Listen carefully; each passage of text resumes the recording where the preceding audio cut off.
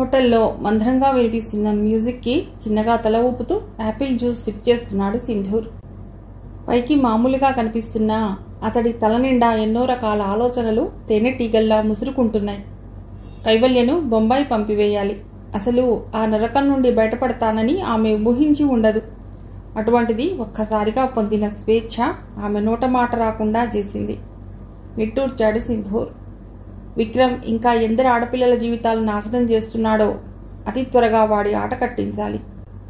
Hello Sindoor, ఏమిటిలా వచ్చారు?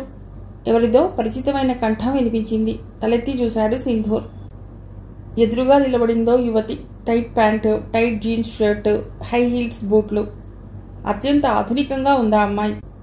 కళ్లకు ఉండవలసిన గాగల్స్ తలపై ఉన్నాయి. ఆమెను గుర్తు తెచ్చుకోవడానికి కొన్ని క్షణాలు పట్టింది సింధూర్కు. ఆమె పేరు నిశ్చల. వెనీస్ స్టూడియోలో మోడల్గా పరిచయం అయింది. ఆమె అతని ఎదురు కుర్చీలో కూర్చుంది. నా సంగతి సరే, మీరేమిటి ఇలా వచ్చారు? అడిగాడు సింధూర్. ఎవరో ఒకతను సినిమా ఛాన్స్ ఇప్పిస్తానన్నాడు. ఆ ప్రొడ్యూసర్ ఇంకా మమ్మల్ని కలవలేదు. నా అదృష్టం బాగోలేనట్లుంది. నిరాశగా నవ్వింది నిశ్చల. మోడల్గా కంటే సినీ నటిగా లైఫ్ బాగుంటుందా?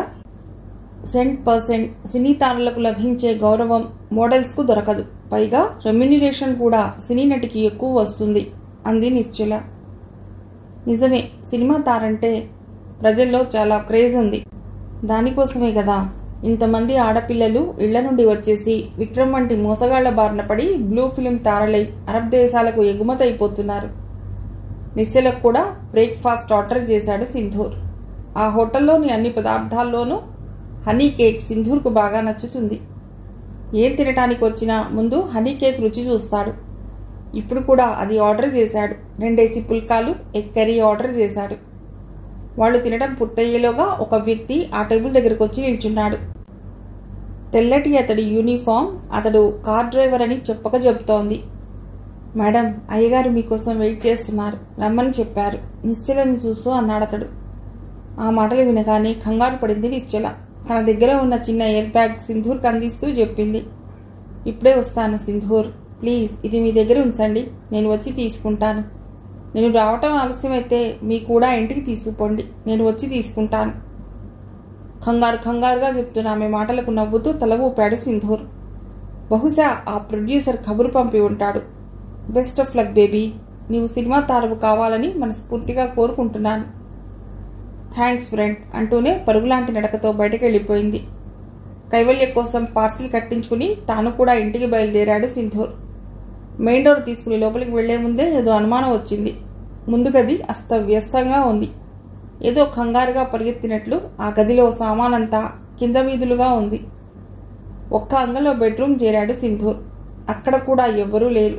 వంటగదిలోకి పరిగెత్తాడు. అక్కడా ఎవరూ లేరు. కైవల్య ఏమైంది? ఎక్కడికి పోయింది? ఆ మృత్యువలయం నుండి రక్షించి ఎన్నో గంటలు అవ్వలేదు, అప్పుడే తిరిగి వాళ్ళ చేతుల్లో పడిందా? అసలు ఆమెను తాను ఒంటరిగా వదిలి ఎందుకు వెళ్ళాడు? ఇప్పుడు ఎక్కడ ఉందో, ఏం చేస్తుందో అసహనంగా అటు ఇటు తిరగటం మొదలెట్టాడు. హఠాత్తుగా అతడి చెవులకు నీళ్లు ధారగా పడుతున్న శబ్దం వినపడింది. జాగ్రత్తగా వినసాగాడు.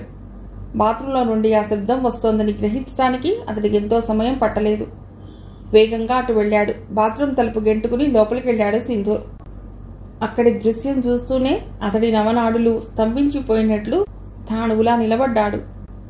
అతని కాళ్ల కింద భూమి రెండుగా విచ్చిపోతున్నట్లు, తానందులో కూరుకుపోతున్నట్లు అనిపించింది. అక్కడ బాత్ టబ్లో పడుకుని ఉంది కైవల్య. ఆమె ఒళ్లంతా తూట్లు పడి ఉంది. ఆ గాయాల నుండి కారి రక్తంతో ఆ టబ్లోని నీళ్లన్నీ ఎర్రబడ్డాయి. కైవల్య కళ్ళు నిస్తేజంగా పైకి చూస్తున్నాయి. నిన్నటి జగన్మోహన సౌందర్య రాశి, వయ్యారాల కుప్ప, రతనాల రాశి ఏది కనిపించదే. ఆమె అందమంతా ఏమైపోయింది? అసలు ప్రాణభయంతో బెదురుతూ లేడిపిల్లలా గెంతే ఈమెను ఎలా చంపగలిగారు?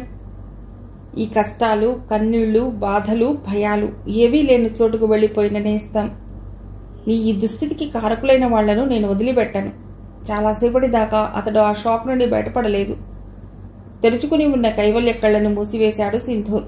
సరిగ్గా అదే సమయంలో ఎవరో వస్తున్నట్లు ముందు గదిలో అడుగుల శబ్దం వినబడింది.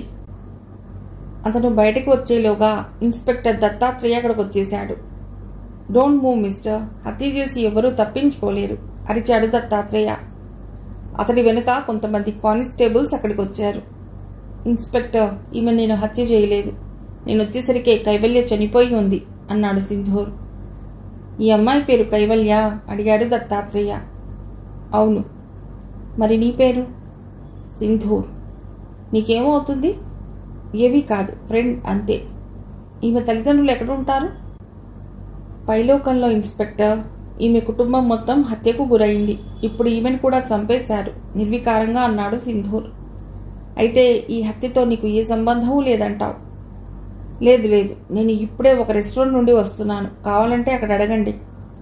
ఏమీ మాట్లాడలేదు దత్తాత్రేయ. అతని కూడా వచ్చిన సిబ్బంది ఇల్లంతా వెతుకుతున్నారు. కొద్దిసేపటికి ఒక కానిస్టేబుల్ ఒక ఎయిర్ బ్యాగ్తో దత్తాత్రేయ వద్దకు వచ్చాడు. సార్, ఈ బ్యాగ్ చూడండి అన్నాడతడు. సింధూర్ కూడా ఆ బ్యాగ్ని చూశాడు. అది నిశ్చల ఇచ్చిన బ్యాగ్. అయితే అందులో ఒక జత బట్టలున్నాయి. ఆ బట్టల నిండా రక్తం వెదజల్లబడి ఉంది. ఒక కత్తి కూడా ఉంది. దానితోనే హత్య జరిగినట్లు తెలుస్తోంది. తను హంతకుడయ్యాడు. నిజం చెప్పినా ఎవ్వరూ నమ్మరు. శత్రువులు చాలా తెలివిగా పథకం వేశారు. దత్తాత్రేయ మొహంలో ఎక్కడ లేని కాఠిన్యం వచ్చేసింది. సింధూర్ వైపు తిరిగాడు. Mister Sindhur, you are under arrest కటువుగా అన్నాడు. ఒక కానిస్టేబుల్ హ్యాండ్ కప్స్తో ముందుకొచ్చాడు. సింధూర్ మౌనంగా చేతులు చాచాడు. పెరట్లో తులసి కోట దగ్గర కూర్చుంది సంయుక్త. తన మెడలోని గొలుసుని, ఆ గొలుసు చివర ఉన్న డ్రాగన్ బొమ్మను చూస్తూ ఏదో ఆలోచించుకుంటోంది. ఆమె పక్కనే కూర్చున్నాడు భరత్. సంయుక్త మెడలోని గొలుసు వాడికి కూడా విచిత్రంగా కనిపించింది. అక్క, ఈ గొలుసు ఎప్పుడు కొన్నావు? కొనలేదురా, మా నాన్నగారు పంపారు. ఆయన స్నేహితుడు తెచ్చి ఇచ్చాడు చెప్పింది సంయుక్త. మీ డాడీ ఎక్కడ ఉన్నారక్క? సందేహంగా అడిగాడు భరత్. తెలియదన్నట్లు పెదవి విరిచి భుజాలు ఎగరేసింది సంయుక్త. ఈలోగా అక్కడికి బామ్మ వచ్చింది. ఎప్పుడూ ఏదో ఒకటి చేసి గోలగోల చేసే అల్లరి మేళం కామ్గా కూర్చుని ఉండటం బామ్మలో అనుమానం రేకెత్తించింది. ఏమిటే ఆలోచిస్తున్నారు? సాగదీస్తూ అడిగింది బామ్మ. ఏం లేదు బామ్మ, భరత్ గాడు కొత్తగా కాలేజీలో చేరబోతున్నాడు కదా, అక్కడ లెక్చరర్లను ఎలా ఏడిపించాలో నేర్పుతున్నాను. అదే స్థాయిలో చెప్పింది సంయుక్త. నీ దగ్గర చిన్నపిల్లలను వదలటం చాలా ప్రమాదమే. వీడు చిన్నపిల్లవాడా? చాలా తప్పు బామ్మ. వచ్చే సంవత్సరం వాళ్ళ క్లాస్మేట్ ఎవరినో ప్రేమించానని తీసుకొస్తాడు చూడు. సంయుక్త ఆ మాట చెప్పగానే భరత్ తెగ సిగ్గుపడిపోవటం మొదలెట్టాడు. వాడి వాలకం చూసి బామ్మకు చిరెత్తుకొచ్చింది. ఒరే కుర్రకుంక, అలాంటి పిచ్చి వేషాలు వేస్తే మీ అమ్మ సంగతి ఎలా ఉన్నా నేను వాతలు పెడతాను, జాగ్రత్త. లేదు బామ్మ, అక్క వాళ్ళ నాన్నగారి గురించి చెప్తోంది భయపడుతూ చెప్పాడు భరత్. దాని మొహం, వాళ్ళ నాన్నను అది చూసి ఏడిస్తే కదా నీకు చెప్పటానికి. అయితే చూడకుండానే ఏడ్చానా బామ్మ? ఏదో ఏడిసావులే, కసిరింది బామ్మ. అది కాదు బామ్మ, నాన్న మనల్ని ఎందుకు వదిలిపోయాడు? ఎప్పుడూ చెప్పలేదు, ఇప్పుడైనా చెప్పవా ప్లీజ్ బామ్మ? బామ్మ గడ్డం పట్టుకుని బతిమాలుతూ అడిగింది సంయుక్త. బామ్మ కళ్లల్లో క్షణం పాటు నీలి నీడలు. మరిచిపోయిన బాధాకరమైన గతం కళ్ల ముందు కదలాడింది. అక్కడే నేలపైన చతికిలబడింది సంయుక్త. సంయుక్త ఆమె పక్కనే కూర్చుని ఆమె ఒళ్ళో తలబెట్టుకుని పడుకుంది. సంయుక్త తల నిమురుతూ చెప్పసాగింది బామ్మ. ఒకప్పుడు మనం బాగా డబ్బున్న వాళ్ళం. మీ తాతగారు స్వాతంత్ర సమరంలో సర్వం ధారపోశారు. మన ఆస్తిపాస్తులన్నీ అప్పుడే కరిగిపోయాయి. మీ నాన్న హయాం వచ్చేసరికి తిండికి కూడా వెతుక్కోవలసిన పరిస్థితి వచ్చేసింది. మీ నాన్న ఇంకా సంపాదనలో పడకుండగానే నేను తొందరపడి పెళ్లి చేసేశాను. ఈలోగా నువ్వు కడుపులో పడ్డావు. నెలలు నిండే కొద్దీ ఇంట్లో కరువు ఏర్పడసాగింది. ఒకరోజు మీ అమ్మకు నొప్పులు వస్తుంటే గవర్నమెంట్ హాస్పిటల్కు తీసుకువెళ్ళాం. ఆ రోజు బామ్మ గద్గద కంఠతో చెప్పసాగింది. లేబర్ గది ముందు నిలబడి ఉన్నాడు గణేష్. లోపలి నుండి భార్య మూలుగులు వినబడుతున్నాయి. ఒక పక్కగా అతడి తల్లి కూర్చుని ఉంది. ఆమె చాలా ఆదుర్దాగా కంగారుగా ఉంది. ఒరే చిన్నోడా, ఈ గండం గడుస్తుందంటావా? కొడుకును ఉద్దేశించి అంది. అతడు ఏమీ మాట్లాడలేదు. అతడి మొహంలో ఏ భావమూ ప్రస్ఫుటించటం లేదు. నిశ్చలంగా నిలబడి ఎదురుగా ఉన్న గోడపై మూలగా ఓ సాలెపురుగు గూడు కట్టడానికి చేస్తున్న ప్రయత్నం చూస్తున్నాడు. చిన్నోడా, ఈ గండం గడిచి తల్లి బిడ్డ క్షేమంగా బయటపడితే దేవుడి కొండకు నడిచి పెడదాన్రా మళ్ళీ చెప్పిందామె. గాజు కళ్ళ వంటి కళ్ళతో మళ్లీ చూశాడు తల్లి వైపు గణేష్. ఏ దేవుడైనా తనకు సాయం చేస్తాడా? తల్లి పిచ్చి గాని తన వంటి పేదవాడిని దేవుడు మాత్రం ఎందుకు కనుకరిస్తాడు? ఆ మాత్రం సమయంలో ఏ ధనికుడికో సహాయం చేస్తే తన ఆలయానికి బంగారు పూత పోయిస్తాడు. ఏ మంత్రి గారికో సహాయపడితే తనకు బోలెడంత ప్రచారం చేసి పెడతాడు. కూటి కోసం తిప్పలు పడే తమకు సహాయం చేస్తే ఏమొస్తుంది? ఇంతలో అక్కడికి నర్సు వచ్చింది. గణేష్ను చూస్తూ చెప్పింది, డాక్టర్ గారు పిలుస్తున్నారు. నన్నా? ఆ నర్స్ వెంట డాక్టర్ రూంలోకి వెళ్ళాడు గణేష్. ఆ డాక్టర్ మొహం కూడా అప్రసన్నంగా ఉంది. ఆమెకు సరైన ఆహారం ఇస్తున్నారా? అడిగింది డాక్టర్. జవాబు చెప్పకుండా తల వంచుకున్నాడు గణేష్. కడుపుతో ఉన్న మనిషికి సరైన తిండి పెట్టాలని కూడా మీకు తెలీదా? ఈసారి కూడా మౌనంగానే ఉన్నాడు గణేష్. కనీసం భార్య పోషణ చూడలేని వాడివి పెళ్ళెందుకు చేసుకున్నావు? భార్యకే తిండి పెట్టలేని వాడివి పిల్లల్ని ఎందుకు కనాలనుకుంటున్నావు? కసిరింది డాక్టర్. అప్పటికీ మాట్లాడలేదు అతడు. పేదరికం మనిషిని అన్ని విధాల ఆసక్తుడిని చేసేస్తుంది. కాళ్లకు, చేతులకు, నోటికి తాళం వేస్తుంది. దరిద్రాన్ని మించిన శాపం మరొకటి మనిషికి లేదు. ఇదిగో, ఈ మందులు తీసుకురాగలిగితేనే నీ భార్య, బిడ్డ నీకు దక్కుతారు. ఈ మందులు హాస్పిటల్లో లేవు. చాలా ఖరీదైన మందులు. ఎవరి కాళ్ళు పట్టుకుంటావో, ఏం చేస్తావో, మొత్తానికి ఆ మందులు తీసుకురావాలి. తన చేతిలోని చీటీ గణేష్కి ఇస్తూ చెప్పింది డాక్టర్. అది తీసుకుని బయటకు నడిచాడు గణేష్. ఎక్కడికి వెళ్ళలేదతడు. వెళ్ళినా ప్రయోజనం ఉండదని తెలుసు. ఇంట్లో చెంబు తప్పాళాలతో సహా అమ్మేశారు. అమ్మడానికి ఏమీ లేవు. తనను చూసి అప్పు ఇచ్చేవాడు లేడు. ఆ హాస్పిటల్ కాంపౌండ్లో ఒక చెట్టు కింద కూర్చున్నాడు. ఆ డాక్టర్మ చెప్పింది నిజం. తనకే జరుగుబాటు లేనప్పుడు పెళ్ళెందుకు చేసుకున్నాడు? పిల్లలెందుకు కనదలుచుకున్నాడు? పేదవాడికి పెళ్లి చేసుకునే హక్కుందా? అతడిలో పొంగుకొస్తున్న ఉద్రేకం, ఏమీ చేయలేని అసహాయత అతడి గుండె చుట్టూ పొరలు పొరలుగా కాఠిన్యాన్ని పెంచుతున్నాయి. చాలాసేపటికి అతడి తల్లి ఏడుస్తూ బయటకొచ్చింది. చిన్నోడా, ఆడపిల్ల పుట్టిందిరా, బిడ్డ బాగానే ఉంది, కానీ కోడలు మనల్ని వదిలి వెళ్ళిపోయిందిరా ఏడుస్తూ చెప్పింది. చటుక్కున లేచి నిలబడ్డాడు గణేష్. ఆసుపత్రిలోకి వెళ్ళలేదతడు. బయటకు నడిచాడు. పెళ్ళాం పైన షాక్లో ఉన్నాడులే అనుకున్న అతడి తల్లి అతడిని ఆపే ప్రయత్నం చేయలేదు. రైల్వే స్టేషన్కు చేరాడతడు. ఏదో ట్రైన్ కదలటానికి సిద్ధంగా ఉంది. పరుగున వెళ్లి ఎక్కేశాడు. కిటికీ పక్క సీట్లో కూర్చుని ఊరివైపు చూశాడు. అతడు పుట్టింది, పెరిగింది ఆ ఊర్లోనే. ఇన్నాళ్లకు ఆ ఊరిని వదిలిపెట్టవలసి వచ్చింది. మనిషి బతకడానికి డబ్బు కావాలి. అందుకోసమే వెళ్తున్నాను. న్యాయమో అన్యాయమో, నీతిగానో అవినీతిగానో డబ్బు సంపాదిస్తాను. చెప్పలేనంతగా సంపాదిస్తాను కసిగా అనుకున్నాడు గణేష్. రైలు మెల్లిగా కదిలింది. బామ్మ కళ్ళు తుడుచుకుంది. మీ నాన్న వెళ్ళిపోయాక వాడు ఏమయ్యాడో నాకు తెలియదు. నేను కూడా ఆ ఊరు వదిలొచ్చేశాను. కష్టపడే వయస్సు దాటిపోయింది. చేతుల్లో కళ్ళు తెరవని పసిగుడ్డు. భగవంతుడు నాకు ఆ శక్తి ఎలా ఇచ్చాడో తెలియదు. కష్టపడ్డాను, నిన్ను చదివించాను. ఈ ఊళ్ళో ఒక ఇల్లు కూడా సంపాదించగలిగాను చెప్పింది బామ్మ. సంయుక్తకు ఏడుపొస్తోంది. ఇంటి మగవాడు అసమర్థుడిలా పారిపోతే ఆడదై ఉండి తన బాధ్యత స్వీకరించింది బామ్మ. అది కూడా వయస్సు కాని వయస్సులో. ఇన్ని జన్మలెత్తితే బామ్మ రుణం తీరుతుంది.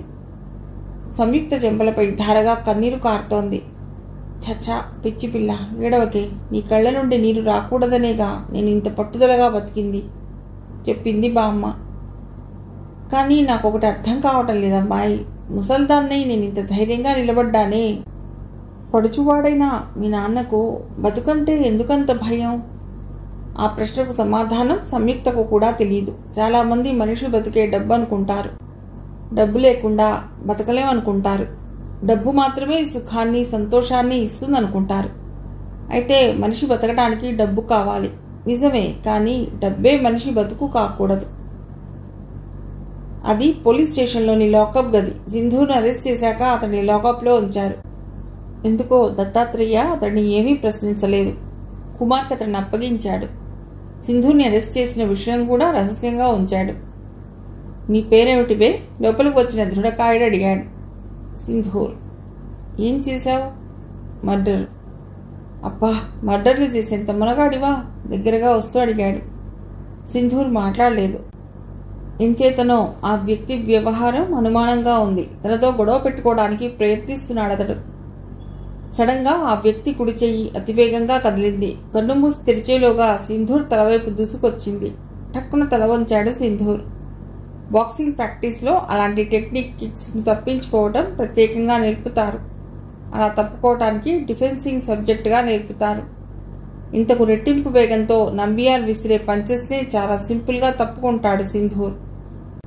ఆ విషయం తెలియని ఆ వ్యక్తి ఆశ్చర్యపోయాడు. అతడు తేరుకునేలోగానే సింధూర్ కుడి పిడికిలి పిడుగులా ఆ వ్యక్తి గడ్డం కింద తాకింది.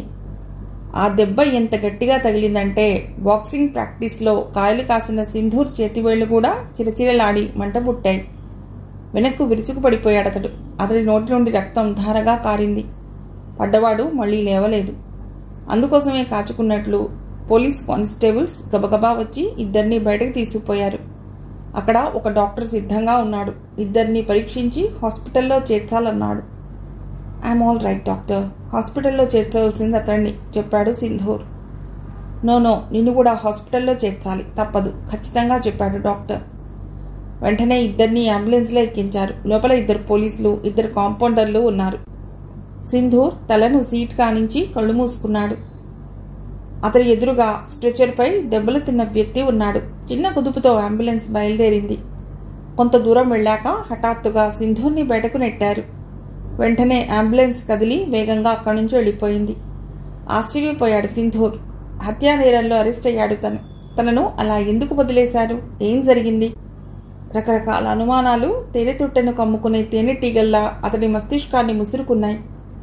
రోడ్డుపై నుండి లేచి బట్టలు దులుపుకున్నాడు సింధూర్. ఎదురుగా కనబడుతున్న ఒక మెడికల్ షాప్లోకి నడిచాడు. దత్తాత్రేయకు ఫోన్ చేయాలని అతడి ఆలోచన. మెడికల్ షాప్లో కౌంటర్ దగ్గర ఉన్న వ్యక్తి ఎవరితోనో ఫోన్లో మాట్లాడుతున్నాడు. సింధూర్ దగ్గరకు రాగానే అడిగాడు, మీరేనా సింధూర్? అవును. మీకు ఫోన్ రిసీవర్ అందిస్తూ చెప్పాడతడు. సింధూర్ ఆశ్చర్యం రెట్టింపయింది. ఎవరు ఫోన్ చేసింది?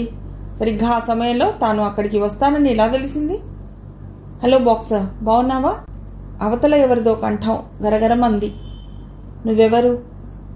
మొన్న రాత్రి ఎవరి బారి నుండి ఒక ఆడపిల్లను తప్పించావో ఆ మనిషిని. విక్రమ్? కాదు, వాడి బాస్ని. నీలా ఒళ్ళు ఉన్న వాడికి బుర్ర ఉండదని నా నమ్మకం. అందుకే నిన్ను జైలు నుండి తప్పించాను. ఇప్పుడు నువ్వు ఆ హత్య చేయలేదంటే ఎవరూ నమ్మరు. నిజానికి కైవల్యను నేనే చంపించాను. ఆ నేరం నీపై తోశాను. పోలీసుల్ని నీవు కొట్టి జైలు నుండి పారిపోయినట్లు సాక్ష్యం సృష్టించాను. ఇప్పుడు నువ్వు ఎదుర్కోవలసింది నన్ను, నా గూండాలను కాదు. పోలీస్ డిపార్ట్మెంట్తో తలబడాలి. పోనీ పోలీసులకు లొంగిపోయావనుకో, కైవల్యను హత్య చేసిన నేరంపై, లాకప్ నుండి పారిపోయిన నేరంపై కొన్ని సంవత్సరాలు జైల్లో మగ్గిపోవాలి. ఎలా ఉంది మై డియర్? హేళనగా నవ్వు వినపడింది. ఇడియట్, కసిగా తిట్టాడు సింధూర్. థ్యాంక్స్. అవతలి వైపు ఫోన్ పెట్టేశారు. తను కూడా రిసీవర్ పెట్టేసి వెనక్కి తిరిగాడు సింధూర్. అక్కడ నిలబడ్డ మనిషిని చూసి అడుగు ముందుకు వేయలేకపోయాడు. తనను చూసి తికమక పడుతున్న సింధూర్ని చూసి చిరునవ్వు నవ్వాడా వ్యక్తి. ప్రతి పట్టణంలోనూ సాధారణంగా కొంతమంది పోలీస్ ఇన్ఫార్మర్లు ఉంటారు. వాళ్ళు పోలీసులు కాదు, వాళ్ల వృత్తి వేరే ఉంటుంది. తమ ఏరియాలో అనుమానాస్పదమైన వ్యక్తులు కనిపించినా, ఏదైనా నేరం జరుగుతున్నా వాళ్ళు వెంటనే తమ జ్యూరిస్డిక్షన్కు తెలియజేస్తారు. ఆ ఏరియాలో తమ ఇన్ఫార్మర్ని కలిశాడు దత్తాత్రేయ. సోము ఇచ్చిన అడ్రస్లోని అమ్మాయి గురించి వాకప్ చేయమన్నాడు. అరగంటలో ఆ అమ్మాయి జాతకం మొత్తం బయటకొచ్చింది. ఆ అమ్మాయి పేరు నిశ్చల. క్లబ్లో డాన్స్ చేస్తూనో, బ్లూ ఫిలిమ్స్లో యాక్ట్ చేస్తూనో, క్రిమినల్స్కు తలలో నాలికలా సహాయపడుతూనో ఏదో ఒకలా డబ్బు సంపాదిస్తుంది. డబ్బు పారేస్తే ఏ పనైనా చేస్తుంది. మరో అరగంటలో ఆమె ఎక్కడ ఉందో తెలిసింది. వెంటనే మంది మార్బలంతో అక్కడకు వెళ్లాడు దత్తాత్రేయ. కానీ అప్పటికే నిశ్చల తల మొండె నుండి వేరైపోయింది. ఎవరో ఆమెను దారుణంగా హత్య చేసి ఆమె నోరు శాశ్వతంగా మూసేశారు. ఆ శవాన్ని పోస్టుమార్టంకు పంపుతుండగానే తెలిసింది మరో పిడుగులాంటి వార్త. సింధూర్ జైలు నుండి తప్పించుకున్నాడు. దత్తాత్రేయ పిడికిళ్లు కసిగా బిగుసుకున్నాయి. మనం పేపర్ తిరిగేస్తే ఎక్కువగా కనిపించేవి బ్యాంకు దొంగతనాలు, మాదక ద్రవ్యాల స్మగ్లింగ్ మొదలైనవి. అయితే వీటన్నిటినీ మించింది వేరే ఉంది. చాప కింద నీరులా ఏమాత్రం అలికిడి లేకుండా జరిగే చోరీలు, విగ్రహాల దొంగతనాలు. ఆ విగ్రహాల దొంగతనాలు ప్రస్తుతం మన దేశంలో చాలా ఎక్కువగా ఉన్నాయి. వీటికి ముఖ్య కారణం మన దేశంలో ఉన్న విగ్రహాలపై విదేశీయుల్లో ఉన్న మోజు. రెండో కారణం ప్రజల నిర్లక్ష్యం. కేంద్ర ప్రభుత్వ ఆధ్వర్యంలో ఉన్న విగ్రహాలకు కాపలా ఉంటుంది. కొన్ని విగ్రహాలు మ్యూజియంస్లో ఉన్నాయి. ఇంతవరకు పర్వాలేదు. కానీ స్థానికంగా గ్రామాల్లో ఉండే పురాతన దేవాలయాలే ఎక్కువ. వీటిలో నుండి విగ్రహాలు దొంగతనం చేయడం చాలా తేలిక. ఇటువంటి దొంగతనాలకు పెద్దగా ప్రచారం ఉండదు. అందువల్ల వాటి గురించి ఎవ్వరూ పట్టించుకోరు. అయితే ఇక్కడ మనం ఆలోచించవలసింది ఒక్క మతం గురించి కాదు, కొంతమంది నమ్మకాల గురించి కాదు. మన దేశ ప్రాచీన సంపదను, మన చారిత్రక వైభవాన్ని విదేశాలే అంత కొనియాడుతుంటే, లక్షలు ఖర్చు పెట్టి ఈ సౌందర్యాన్ని వాళ్ళు కొనుక్కుంటుంటే, మనం మాత్రం కొంచెము వీటి విషయంగా జాగ్రత్తలు తీసుకోము. పున్నమి వెన్నెల్లో మిళమిళ మెరిసే తాజ్మహల్ సౌందర్యం మనకు పట్టదు. దానిపై బొగ్గు ముక్కలతో పేర్లు రాస్తాం. చార్మినార్, కుతుబ్ మినార్ వంటి కట్టడాలపై కిళ్ళి ఉమ్ములు పూస్తాం. అపురూప శిల్పాల ముక్కులు చేతులు విరగ్గొట్టి ఆనందిస్తాం. ఆ రోజు పేపర్లో పడ్డ న్యూస్ ఐటెం గురించి ఆలోచిస్తోంది సంయుక్త. ఆఫీసులో లంచ్ అవర్లో పేపర్ చూస్తుండగా కాలయముడి విగ్రహం దొంగతనంపై వచ్చిన ప్రత్యేకమైన ఆర్టికల్ ఆమె కంటపడింది. దానిలో ఆ విలేఖరి వెలిబుచ్చిన ఖండితమైన అభిప్రాయాలు ఆమెకు నచ్చాయి. ఏ దేశ జాతీయ సంపదను ఆ దేశ ప్రజలే కాపాడుకోవాలి. దీనికి మతంతో పనిలేదు, కులంతో పనిలేదు, కేవలం మేము భారతీయులం అనే భావన ఒక్కటే చాలు. ఆలోచనల మధ్య నడుస్తున్న సంయుక్త పక్కన సడన్ బ్రేక్తో ఆగింది ఒక కార్. దాని టైర్లు కీచుమంటూ రొదబెట్టాయి. అదిరిపడి తల తిప్పింది సంయుక్త. ఈలోగా ఒక బలమైన హస్తం ఆమెను కారులోకి లాగింది. మరుక్షణం ఎక్కుపెట్టి విడిచిన బాణంలా ఆ కారు అక్కడి నుండి కదిలిపోయింది. చుట్టూ జనం నివ్వెరపోయారు. అయితే అది క్షణకాలం మాత్రమే. ఇటువంటివి నగరాల్లో సామాన్యమే గనుక కాసేపటిలో ఎవరి పనుల్లో వాళ్లు మునిగిపోయారు. సంయుక్తకు మాత్రం మతిపోయినంత పనైంది. తన ఎదురుగా ఉన్న ఆకారం ఆమెకు భయం కొల్పుతోంది. డోర్ తెరుచుకుని దూకేయబోయింది. భుజంపై చేయి వేసి వెనక్కి లాగాడు స్టీరింగ్ ముందున్న దృఢకాయుడు. అంతేకాదు, లాగిపెట్టి ఆమె చెంపపై కొట్టాడు. ప్రపంచమంతా గిర్రున తిరిగినట్లయింది సంయుక్తకు. నా పేరు సదాశివం. స్పృహపోతున్న ఆఖరి క్షణంలో ఆ దృఢకాయుడి మాటలు వినిపించాయి. అయితే సదాశివం ఎవరో ఆమెకు తెలియదు. విక్రమ్ గురించి నేను ముందే మిమ్మల్ని హెచ్చరించాను సార్, మీరు వినలేదు. ఇప్పుడు చూడండి, మీకోసం ఆ గుండాలే కాక పోలీసులు వెతుకుతున్నారు చెప్పాడు నరసింహం. ఆ విషయం వదిలేయి. ప్రమాదమని తెలిసి నేను ఈ విషవలయంలో అడుగుపెట్టాను. నాకు ఆ విక్రమ్ ముఠా గురించి భయం లేదు. కానీ ప్రజలను, శాంతి భద్రతలను కాపాడవలసిన మీ డిపార్ట్మెంట్ ఒక మామూలు నేరస్తుడి ముందు వంగి వంగి సలాం చేస్తున్నదే, అదే నా బాధ. అందరూ అలా లేరు సార్. దత్తాత్రేయ గారిని కలిస్తే మీకు ఆయన తప్పకుండా సహాయం చేస్తారు. తల అడ్డంగా ఆడించాడు సింధూర్. ఈ పరిస్థితుల్లో తనకు ఏ పోలీస్ అధికారి సహాయం చేయడు. ముందు తను విగ్రహం సంపాదించాలి. ఆ తర్వాత పోలీసుల విషయం జైలర్ సాబ్ చూసుకుంటారు. జైల్లో నుండి బయటపడ్డ సింధూర్కు నరసింహం కనిపించాడు. ఇద్దరూ కలిసి నరసింహం ఇంటికి వచ్చేశారు. నరసింహం బ్రహ్మచారి. అందుకు కారణం లేకపోలేదు. నరసింహానికి ఒక తమ్ముడు ఉండేవాడు. వాడు ఈ స్మగ్లింగ్ గొడవల్లో విక్రమ్ ముఠాకు వ్యతిరేకంగా పనిచేశాడు. కక్షగట్టిన విక్రమ్ నరసింహం తమ్ముని చంపేశాడు. అడ్డం వచ్చిన అతడి తల్లిదండ్రులను కూడా నరికేశాడు. అప్పుడు ఊళ్ళో లేనందువల్ల నరసింహం బతికిపోయాడు. ఆ రోజు నుండి విక్రమ్ పతనం కోసం ఎదురు చూస్తున్నాడు నరసింహం. సార్, నేను దత్తాత్రేయ గారిని కలిసి మొత్తం విషయం అంతా చెప్తాను. ఈలోగా మీరు ఆ విగ్రహం సంపాదించండి అన్నాడు నరసింహం. ఆ విగ్రహం వెతకాలంటే దాని ఆచూకీ తెలిసిన ఒకే ఒక్క అమ్మాయి ఉంది. ఆమెను పట్టుకోవాలి. సమస్య ఏమిటంటే ఆ అమ్మాయి ఎక్కడ ఉంటుందో తెలియదు. ఆమె గురించి విక్రమ్కు తెలుసా? తెలుసు అనుకుంటాను. కైవల్య చెప్పి ఉండవచ్చు అన్నాడు సింధూర్. నరసింహం లేచాడు. అదే గదిలో టేబుల్పై ఉన్న ఫ్లాస్క్లో నుండి కాఫీ 2 గ్లాసుల్లోకి వంచాడు. ఒకటి సింధూర్కిచ్చి తర్వాత చెప్పాడు. ఆ అమ్మాయిని విక్రమ్ ఈసరికే పట్టుకుని ఉంటాడు సార్. బహుశా ఆ రహస్యం కూడా చెప్పి ఉంటాడు. ఆ మాట నిజమే అనుకున్నాడు సింధూర్. ఆ ఊహ రాగానే తాగుతున్న కాఫీ చేదుగా అనిపించింది. అంతేకాదు సార్, తిరిగి చెప్పాడు నరసింహం. మీరెవరి కోసం ఇంత రిస్క్ తీసుకుంటున్నారో వాళ్ళను కూడా పట్టుకుని ఉంటాడు. జైలర్ సాబ్ గుర్తుకు రాగానే త్రుళ్ళిపడి లేచాడు సింధూర్. తలపై ఎవరో సమ్మెటతో బాదుతున్నట్టు అనిపించి కళ్ళు తెరిచింది సంయుక్త. అదే సమయంలో మొహం పైన ఎవరో నీళ్లు కొట్టారు. చల్లటి నీళ్లు ఒక్కసారిగా మీద పట్టంతో ఉక్కిరి బిక్కిరయింది సంయుక్త. కళ్ళు తెరిచిటివైపు చూడు. ఎవరిదో కంఠం బొంగురుగా వినిపించింది. కళ్ళు విప్పి చుట్టూ చూసింది సంయుక్త. ఎదురుగానే ఉన్నాడు సదాశివం. అతడే తనను కిడ్నాప్ చేసి తీసుకొచ్చింది. సంయుక్త తన వైపు చూడగానే చిన్న చిరునవ్వు నవ్వాడు. నవ్వినప్పుడు అతడి పెదవులు వంకర తిరిగి మొహంలోని క్రూరత్వాన్ని రెట్టింపు చేశాయి. మిస్, నీ పేరు? ప్రశ్నించాడు సదాశివం. సంయుక్త. ఏం చేస్తున్నావు? జోన్సన్స్ కంపెనీలో క్లర్క్ని. మరి ఉద్యోగం చేసుకునే దానివి. నీకు విగ్రహాల గొడవ ఎందుకు? ఏం విగ్రహం? ఆశ్చర్యంగా అడిగింది సంయుక్త. ఆమె జుట్టు పట్టుకుని తలపైకెత్తాడు సదాశివం.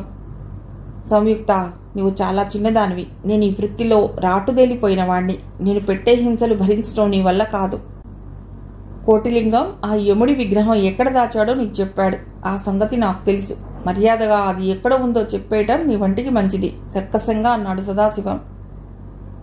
ఆ విగ్రహం సంగతి నాకేమీ తెలియదు. ఏదో విగ్రహం పోయినట్లు మాత్రం పేపర్లో చదివాను. మీరు చెప్పే కోటిలింగం ఎవరో నాకు అస్సలు తెలియదు. అంతే. ఆ మాటతో సదాశివం ముఖంలోకి ఎక్కడలేని క్రౌర్యం వచ్చేసింది. కోటిలింగం ఎవరో తెలియకుండానే ఆ రోజు వాడితో బస్టాప్లో మాట్లాడావా? జుట్టు మరింత గట్టిగా పట్టుకుని లాగుతూ అడిగాడు సదాశివం. సంయుక్త తలలో నరాలు జివ్వుమన్నాయి. ముఖం పైన స్వేదబిందువులు ఆవిర్భవించాయి. అదే సమయంలో ఆమె మెదడులో మెరుపు మెరిసింది. ఆ రోజు తన తండ్రి స్నేహితుడని చెప్పిన వ్యక్తి ఇతని స్నేహితుడై ఉంటాడు. అదే నిజమైతే ఆ విగ్రహం గురించిన రహస్యం తన మెడలోని లాకెట్లో ఉండి తీరాలి. అంతకు ముందు పేపర్లో విశేషాలు ఆమె కళ్ల ముందు మెదిలాయి. ఆమెలో మొండి పట్టుదల వచ్చేసింది.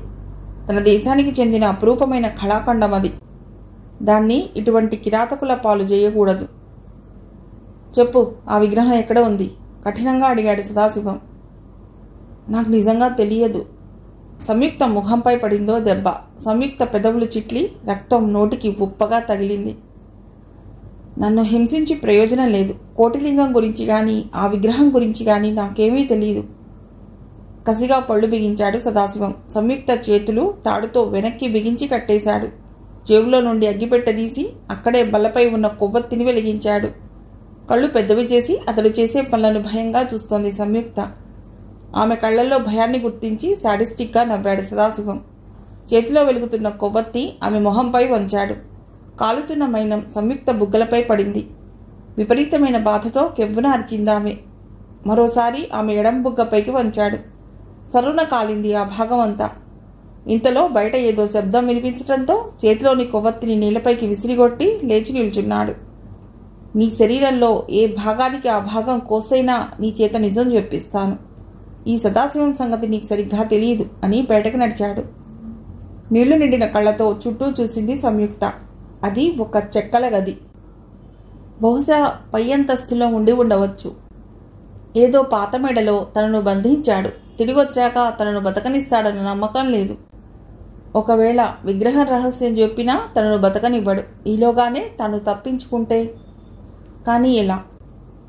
ఆమె కళ్లకు కొద్ది దూరంలో నేలపై పడి ఉన్న కొవ్వొత్తి కనిపించింది. మెల్లిగా దేక్కుంటూ అక్కడికి చేరింది సంయుక్త. వెనక్కు విరిచిగట్టి ఉన్న చేతులను ఆ కొవ్వొత్తి మంట వైపు చాచింది. సదాశివం వచ్చేలోగా ఆ తాడు అంటుకుంటే తన చేతులు వదిలించుకోవచ్చు. అయితే కొవ్వొత్తి ఎక్కడ ఉందో సరిగ్గా కనిపించడం లేదు. అందువల్ల చేతులు కాలి బొబ్బలెక్కుతున్నాయి. అయినా అలాగే ప్రయత్నిస్తోంది సంయుక్త. ఆమె గుండె వేగంగా కొట్టుకుంటోంది. ఆమెకు భయంగా ఉంది. ముచ్చమటలు ఆమె దేహాన్ని తడిసి ముద్ద చేస్తున్నాయి. ఏ క్షణంలోనైనా సదాశివం లోపలికి రావచ్చుననే భయంతో ఆమె దేహం చిగురుటాకులా కంపిస్తూనే ఉంది. కొద్ది క్షణాల్లోనే ఆమె చేతులను బంధించి ఉంచిన తాడు అంటుకుంది. క్షణాల మీద చేతులు విదిలించి లేచి నిలుచుంది సంయుక్త. కళ్ళు మసకలు కమ్మి శరీరం తూలినట్లయింది. ఈలోగా గది బయట అడుగుల శబ్దం వినిపించింది. మెరుపులా తను ఉన్న గది లోపలి వైపు గడియ వేసేసింది. అయితే ఆ తలుపు తనను రక్షిస్తుందన్న ఆశ లేదు. ఎందుకంటే అది చెక్క తలుపు. పైపెచ్చు ఆ ప్రదేశం అంతా నిర్మానుష్యంగా ఉంది. భయంగా చుట్టూ చూసింది. అక్కడే పళ్ళెంలో కొన్ని పళ్ళు. వాటిని కోసుకోవటానికి కత్తి ఉంది. దాన్ని తీసుకుని గుప్పిట బిగించి పట్టుకుని నిలబడింది సంయుక్త. చేతిలో విస్కీ బాటిల్ సిప్ చేస్తూ అక్కడికొచ్చాడు సదాశివం. గది తలుపులు లోపల నుండి బంధించి ఉన్నాయని అర్థమైంది అతడికి. కోపంతో తలుపులు దబదబా బాధసాగాడు. చేతిలో ఉన్న విస్కీ బాటిల్ ఆ చెక్క తలుపు గేసి కొట్టాడు. సీసా పగిలి దానిలోని లిక్కర్ ఆ తలుపును పూర్తిగా తడిపేసింది. ఒక్క క్షణం మౌనంగా నిలబడి ఆలోచించాడు సదాశివం. తలుపు గడియ ఏ ప్రాంతంలో ఉంటుందో సరిగ్గా దానిపైన పిడికిలి బిగించి బలంగా గుద్దాడు. అక్కడ చెక్క కొంతమేర చీలింది. ఆ చీలికలో నుండి లోపలకు చేయి పెట్టాడు. సంయుక్తకు గది బయట జరుగుతున్న హడావుడి తెలుస్తూనే ఉంది. ఇప్పుడు తను ఎలా తప్పుకోవాలా అని ఆలోచిస్తున్నదామె. వెనకవైపు ఒక కిటికీ ఉంది. దాని లోపల నుండి బయటకు వెళ్ళొచ్చు. అటు కదలబోయింది. ఇంతలో తలుపు బద్దలై ఒక చెయ్యి లోపలికొచ్చి తలుపు గడియ కోసం వెతకసాగింది. ఆ తలుపు గనక తీస్తే తన పని ఆఖరే. చేతిలో ఉన్న కత్తిని తలుపు మీద ఉన్న చేతిపై బలంగా దించింది. ఆ చేతిని చీల్చుకుంటూ తలుపులో దిగబడిపోయింది కత్తి. చివ్వున రక్తం జిమ్మింది. దిగంతాలు దద్దరిల్లేలా అరిచాడు సదాశివం. అయితే అంతకు రెట్టింపు కేక వేసింది సంయుక్త. తలుపుకు పిన్ చేయబడ్డ చేతిని చూస్తే ఆమెకు భయంగానూ అసహ్యంగానూ ఉంది. ఆ చేతి నుండి కారిన రక్తం తలుపు దగ్గర మడుగులా అవుతోంది. సదాశివానికి నరకం అంటే ఏమిటో తెలిసొస్తోంది. బిగ్గరగా అరుస్తూ తలుపు పగలగొట్టసాగాడు. వంటి చేత్తో ఆ పని సాధ్యం కావటం లేదు. కానీ సంయుక్తకు ఆ తలుపు బద్దలైపోతున్నట్లే అనిపించసాగింది. సరిగ్గా ఆ సమయంలో తలుపు కింద నుండి లోపలకు ప్రవహించిన ఆల్కహాల్ అక్కడ ఉన్న కొవ్వొత్తిని తాకింది. అంతే, ఆ మంట క్షణాల్లో తలుపుని ఆక్రమించి పెను జ్వాలగా మారిపోయింది. గింజుకుంటున్న సదాశివాన్ని ఆ జ్వాలలు సజీవ దహనం చేయసాగాయి. పిచ్చి పిచ్చిగా, భయం భయంగా, భీతావహంగా సదాశివం పెడుతున్న కేకలతో ఆ ప్రదేశం దద్దరిల్లింది. సజీవ దహనం. గిరున వెనుదిరిగి కిటికీ దగ్గరకు పరిగెత్తింది సంయుక్త. ఊరికి చాలా దూరంగానున్నదా చెక్కల మేడ. చుట్టూ ఇసుక ఉన్న నేల కింద లోతుగా ఉంది. వెనుదిరిగి చూసింది. మంటలు ఆ గదిని ఆక్రమించేశాయి. కాసేపు ఉంటే తనకు సదాశివానికి పట్టిన గతే పడుతుంది. వెనక ముందు చూడకుండా బయటకు దూకేసింది. నేల వేగంగా ఎదురొచ్చింది. తల పగల్లేదు గాని నడుము విరిగినట్లయింది. లేచి దూరంగా పరిగెత్తింది. అక్కడ రోడ్డు వారగా ఉంది సదాశివం తనను తీసుకొచ్చిన కార్.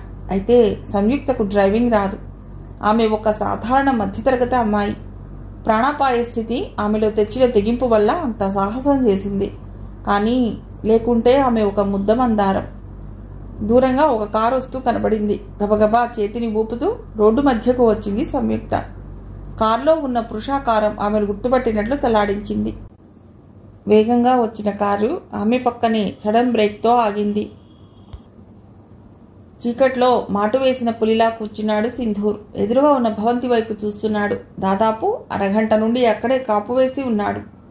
అతడికి విక్రమ్ అనుచరులు ఆ చుట్టుపక్కలే ఉంటారనిపిస్తోంది. అందుకే లోపలికి వెళ్ళటానికి తటపటాయిస్తున్నాడు. మనస్సులో మాత్రం మాధవరావు గారు ఎలా ఉన్నారో అని పీకుతోంది. అంతేకాదు, విక్రమ్ది కేవలం పశుబలం మాత్రమేనని, ఆ బలం వెనుక ఉన్న మేధ వేరొకరిదని కూడా తెలుస్తోంది. కానీ ఆ తెర వెనుక మనిషి ఎవరో తెలియటం లేదు. ఎదురుగా ఆ పాతకాలపు భవంతి జడలు విప్పుకుని నిలబడ్డ బ్రహ్మరాక్షసుడిలా ఉంది. లోపల ఏదో జరుగుతోందనిపించి లేచి నిలబడ్డాడు సింధూర్. ముఖద్వారం వైపు వెళ్లలేదు. వెనక వైపు నడిచాడు. ఎత్తుగా ఉన్న ప్రహరీ గోడ కనబడింది. 2 అడుగులు వెనక్కి వేశాడు. జింకలా ముందుకు పరిగెత్తాడు. గోడని సమీపిస్తూనే పక్షిలా గాల్లోకి లేచి గోడను 2 చేతులతో పట్టుకున్నాడు.